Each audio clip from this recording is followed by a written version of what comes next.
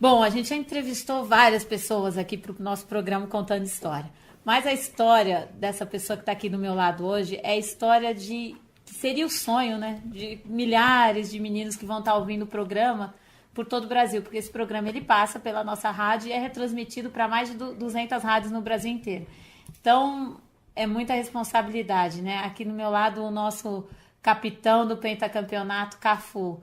Legal, Cafu. Primeiramente, obrigada a receber a gente com esse carinho todo, essa dedicação. Gente, eu sempre comento que é muito complicado a gente marcar a entrevista com jogadores, assim. Mas o Cafu tem uma equipe que a simpatia dele atravessa e contagia todo mundo que trabalha com ele. É muito legal conversar com a sua equipe, Cafu. Parabéns, viu? Que isso, Cris. Eu que agradeço. Primeiramente, é um prazer revê-la novamente depois de muitos anos, né? Muitos anos, né? Muito tempo que a gente não se vê, não se fala. Mas é sempre bom saber que você está bem e que o programa está fazendo sucesso. E vai ser legal transmitir um pouco dessa felicidade, dessa alegria que eu passei para essa garotada que está escutando essa entrevista nossa. Cafu, você tem quantos anos de carreira ao todo? Mas começa a contar de quando você começou a tentar. Nossa, de quando eu comecei a tentar, desde dos 12 anos, praticamente. Eu já estava tentando, já estava nas escolinhas de futebol. Então são praticamente aí bastante tempo, quase uns 30 anos jogando futebol. Em alto nível foram 20 anos de alto nível, só de seleção brasileira foram 18 anos. Foi uma batalha legal, eu gostei de tudo que foi, das dificuldades que eu tive, dos não que eu tomei no começo. Eu acho que isso fez com que eu crescesse e chegasse onde eu cheguei hoje. Você falou, são 18 anos de seleção brasileira, né, Cafu? Talvez você seja um dos jogadores que mais já demonstrou o amor por essa camisa. Você sente hoje um pouquinho da falta dessa dedicação à seleção entre os jogadores ou você acha que não? Ela continua sendo tão cobiçada quanto antes? Eu acho que não. Eu acho que é tão cobiçada quanto antes. Mas vai de cada jogador, né? Eu tinha objetivos, eu tinha desejos e queria alcançar os meus objetivos, que era ser campeão do mundo. Eu vi que tinha oportunidade de ser o jogador que mais vezes ia vestir a camisa da seleção brasileira e isso aconteceu. Eu tenho o maior número de jogos com a camisa da seleção brasileira, o único jogador a disputar 3 finais consecutivas de Copa do Mundo. Disputei 4 Copas, joguei 21 jogos em Copa do Mundo também, é um recorde oficial. Então eu acho que a dedicação e o amor ainda existe em relação à camisa da seleção brasileira, mas cada um é diferente do que o outro, não que por eu ter aquela vontade, aquela gana realmente de ser campeão mundial, tenha mais vontade do que os outros de vestir a camisa da seleção brasileira. Você lembra da sua primeira convocação? 1990, Brasil e Espanha. Foi um jogo, eu acho que em Vigo, o Brasil perdeu de 3-0. Foi a minha estreia, a estreia do Falcão como treinador e a estreia de outros grandes jogadores também. E você lembra quem te deu a notícia? Você soube através da imprensa? Como que foi? Eu soube através meu pai. Meu pai me ligou, eu estava fora e falou que eu tinha sido convocado. Já tinha uma perspectiva de que eu pudesse ser convocado, né? Meu pai me ligou e falou, sabe da surpresa? Eu falei, não, o que foi? Você foi convocado para a seleção principal. Eu estava voltando da seleção pré-olímpica, né? Seleção de novos, e tive essa ótima notícia de ser convocado para a seleção principal. E me fala uma coisa, Cafu, a camisa da seleção brasileira ainda é motivo de orgulho quando vocês chegam tipo numa Copa do Mundo? Tem uma soberania, assim, né? Ou hoje em dia está muito nivelado, a seleção brasileira já não tem. O que você sente, assim? Que isso? Porque é uma das poucas. Agora o Brasil, graças a Deus, está mudando um pouco o cenário e a gente também já está sendo conhecido por alguma outra coisa. Mas o maior orgulho de todos os brasileiros, eu acho que até hoje, ainda é o futebol. Então, quando vocês chegam numa competição assim de grande porte, que é uma Copa do Mundo, vocês chegam assim meio. Assim, nós somos os bambambãs ou vocês chegam. Fala a verdade. O povo respeita a seleção brasileira. Toda seleção respeita a seleção brasileira. Por tudo aquilo que foi conquistado. É a única seleção do mundo pentacampeã mundial. Então, há o respeito, sem sombra de dúvida. Qualquer seleção que não respeitar a seleção brasileira vai ser punida. Não conhece história, né? Não conhece história e vai ser punida. Claro, hoje o nível técnico das seleções tá subindo, está se equiparando à seleção brasileira. Mas dificilmente você vai encontrar uma outra que chegue perto de ser pentacampeã como a seleção brasileira foi.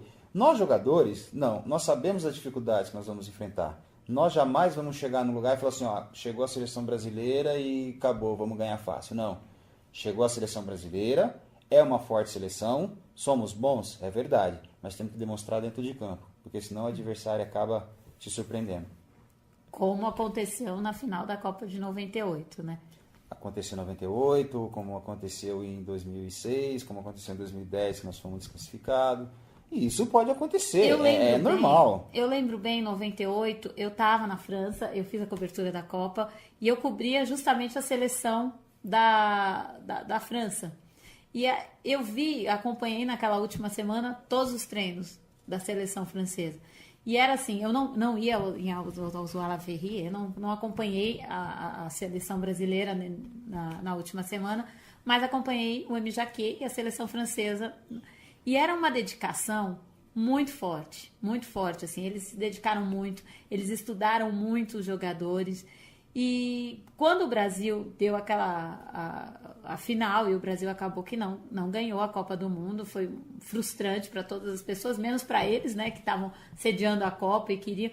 Muitas pessoas ficaram, né, com a história, inventando isso e aquilo, mas na realidade foi o esforço, né, a dedicação. E o que você acha que foi o primordial, assim, naquela partida, Cafu? Nossa, é uma coisa estranha, Cris, é que ninguém fala que a seleção da França jogou melhor do que a seleção brasileira. É isso que eu falo, que a pessoa tem uma dificuldade, até uma certa arrogância, né? Arrogância, é difícil entender. A seleção francesa, e olha que eu joguei aquele jogo, a seleção francesa jogou melhor do que a seleção brasileira. Isso pode acontecer no começo da competição, como pode acontecer numa final de competição. Por pior que seja o adversário. E olha que nós não estamos falando do adversário ruim, nós estamos falando da seleção francesa, que jogava a final da Copa do Mundo dentro da sua casa. Quer dizer, uma euforia no país, no entusiasmo eles estavam. Olha, mérito da seleção brasileira que chegou em mais uma final. Mas você não pode dar demérito para a seleção brasileira ou para a seleção francesa, caramba. É uma seleção, está numa final da Copa do Mundo, então eles também querem ganhar da seleção brasileira. Eles trabalharam para ganhar da seleção brasileira. E trabalharam até, né, com incentivo a mais por estar sediando, né, por nunca ter ganho uma Copa do Mundo, era a oportunidade da vida deles. Se o Brasil ganhasse, ia ser mais uma Copa. A França não ia ser a Copa. A primeira. Então, quer dizer, eu não escutei ninguém falar até hoje, mas o Brasil jogou mal, o Brasil jogou péssimo, o Brasil não jogou. Mas histórias a gente escutou várias, né? Foi aqui, o problema foi do Ronaldo, o problema foi do Zagallo, o problema foi do Lídio Toledo, o problema foi dos jogadores. Não. Encontramos um adversário melhor posicionado do que a seleção brasileira dentro de campo. E numa tarde em que tudo dava certo para a seleção francesa. É verdade. A seleção francesa, mérito da seleção francesa que ganhou da seleção brasileira. Eu acho que essa é a única desculpa que tem que dar. Eles jogaram melhor do que a gente. E eu não fiquei surpresa. Eu lembro que eu fiz uma matéria com vários comentaristas brasileiros comentando o jogo para a TV de lá. E o único que falou para mim, olha, não estão avaliando a seleção francesa. O Emi Jacquet é um técnico inteligente. Eles têm boas reposições. Eles têm jogadores fortes como o Zinedine Zidane. E eles não estão prestando atenção nisso. Eu acho que o Brasil vai perder. Eu não desejo. Foi o Juarez Soares. Todos os outros falaram assim, não. O Brasil não vai... Não, o Brasil passa fácil, era 3-0, era 4-0. O que mais você escutava durante a semana antes da final? Quanto que vai ser o jogo? 3 a quanto para o Brasil? 4 a quanto? Quem vai fazer os gols? Isso chegou a mexer um pouquinho com vocês? Vocês chegaram assim, tipo, um clima de já ganhou? Não, hipótese nenhuma. Em jogo nenhum, principalmente Copa do Mundo, você entra no clima de já ganhou. É impossível. Essa euforia era do jornalista, do torcedor e do povo lá de fora. Dentro a gente sabia que as dificuldades iam ser enormes. Então, para mim não foi nem muito espantoso, porque como eu te falei, como eu acompanhei, eles treinavam muito, acabavam os treinos, eles tinham palestra de incentivo, eles olhavam o vídeo, eles ficaram assim muito. Talvez a seleção brasileira tenha um pouquinho assim, do que eu falo, relaxado, não no sentido, relaxou, não vamos treinar, mas naquele sentido assim, estava mais tranquila, até por já ter jogado outras finais. Talvez um pouco mais acomodada por ter jogado outras finais. Quer dizer, estamos acostumados a jogar finais. Então... De repente seja essa a palavra justa. Mas a sensação, até hoje, que todo mundo que fala, se você trabalhou na Copa de 98, o que aconteceu? Eu falo, aconteceu que o Emi Jacquet armou melhor o time jogou melhor. E infelizmente nós perdemos. Cafu, Itália. Você jogou muito tempo aqui no Brasil, em grandes clubes, né? São Paulo, Palmeiras. E aí você foi para a Europa. O que mais diferencia os campeonatos? Eu sei que a organização lá... Profissionalismo, vamos dizer assim. Organização vem de profissionais, vem do profissionalismo desses profissionais.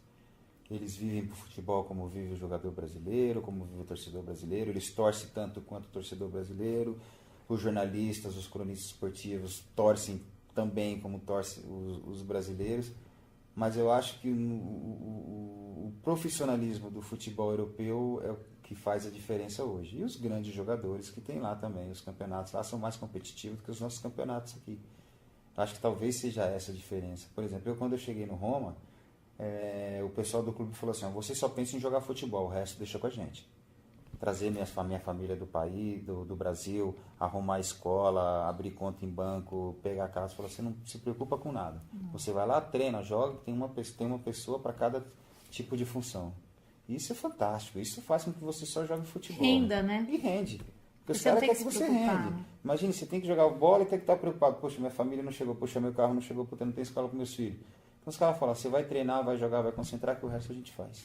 Você acha que, e o pior é que vai ano e vem ano, e o profissionalismo, assim, eu acredito que o Brasil ainda tem a melhor matéria-prima que os jogadores. Tem. Nós temos os maiores diamantes do mundo, mas não sabemos lapidar.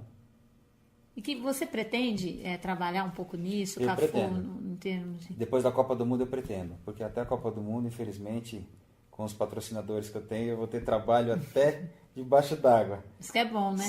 São 5 patrocinadores, eu faço parte do comitê da FIFA, faço parte do Task Force, sou embaixador da UEFA. Então até a Copa do Mundo eu vou estar com muito trabalho, graças a Deus. Mas depois da Copa do Mundo eu penso sim, em pegar a administração de ser um gerente esportivo de algum clube, ou grande ou pequeno, mas que eu possa mostrar para eles tudo aquilo que eu aprendi, tudo aquilo que eu vivenciei e que dá certo. Uhum. E que se fizer do jeito que eu quero, que eu aprendi, dá certo. E você acha que a mentalidade dos cartolas do futebol brasileiro, ela se encaixa com essa metodologia de trabalho? Não. Então, eu vou comprar briga com muita gente. Vou ter que bater de frente com muita gente. Porque ou faz da maneira...